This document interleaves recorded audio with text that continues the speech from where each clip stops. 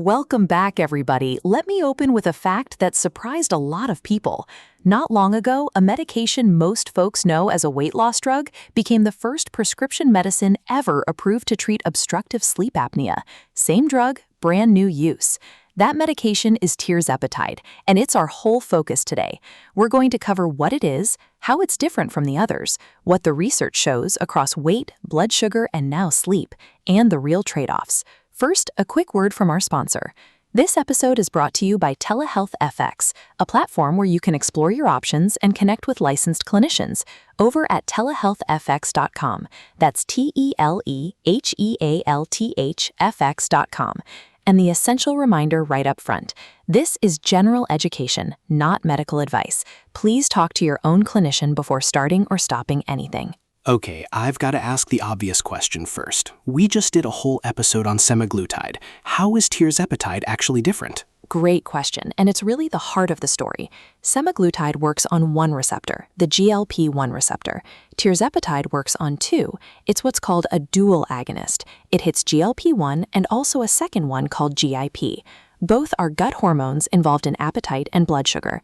The thinking is that engaging two pathways may give a bit more horsepower for some people. And like semaglutide, it shows up under more than one brand name, right? Exactly. Tirzepatide is the drug itself. Mounjaro is the brand approved for type 2 diabetes. Zepbound is the brand approved for weight management. Same molecule, different brands, different approved uses. So how does the weight loss data compare? In its main obesity trial, published in the New England Journal of Medicine, average weight loss ran from about 16% up to roughly 22% over 72 weeks, depending on the dose.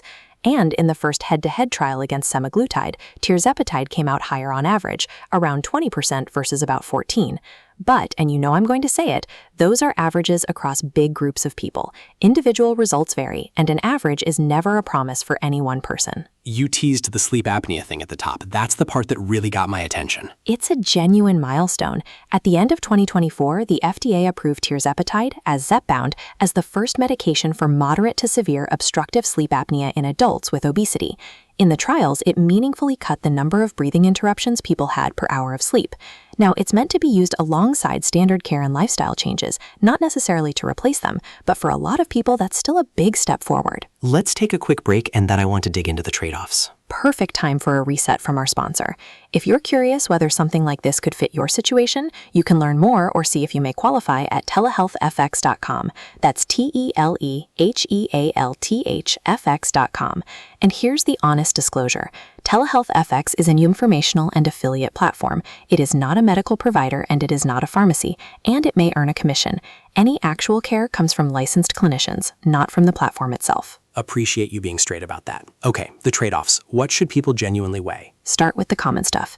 Gastrointestinal side effects are the most frequent: nausea, vomiting, diarrhea, constipation. Usually worse early and often easing as the dose is raised slowly. On the more serious side, Tirzepatide carries a boxed warning for a risk of thyroid C-cell tumors, and it's not for anyone with a personal or family history of medullary thyroid cancer or the genetic syndrome MEN2. There's a risk of pancreatitis and gallbladder problems, and the GLP-1 class also carries a warning about a rare intestinal blockage called ileus. What about that eye condition concern we talked about with semaglutide? Good memory, and it's actually an interesting contrast. One large analysis linked semaglutide to a higher risk of a rare optic nerve condition, but in that same analysis, researchers did not find a significant association for Tirzepatide. It's still an active area of study, so it's not a closed book, but it's a fair nuance to put on the table. And the question everybody asks, what happens if you stop? Same honest answer as with semaglutide. In the follow-up research, people regained a large share of the weight, roughly 2/3, within about a year of coming off it. So this is ongoing management for a chronic condition, and it works best paired with real nutrition, enough protein, and strength training to protect your muscle. And we should mention the compounded versions, since they're all over the place. We should. Compounded Tirzepatide is not FDA approved. The FDA does not evaluate those products for safety, effectiveness, or quality, and they are not the same as branded Mounjaro or Zepbound. If you're ever weighing that, talk it through very openly with a licensed clinician first. And to say it plainly, Tirzepatide is a prescription medicine. It requires an evaluation and a prescription from a licensed clinician, and whether you're a candidate at all is an individual decision. So, big picture? I think the real takeaway is that Tirzepatide is becoming more than a weight drug. Weight, blood sugar, and now sleep apnea, with research continuing in other directions. But more options also means more reason to get personalized guidance instead of self-diagnosing off a website.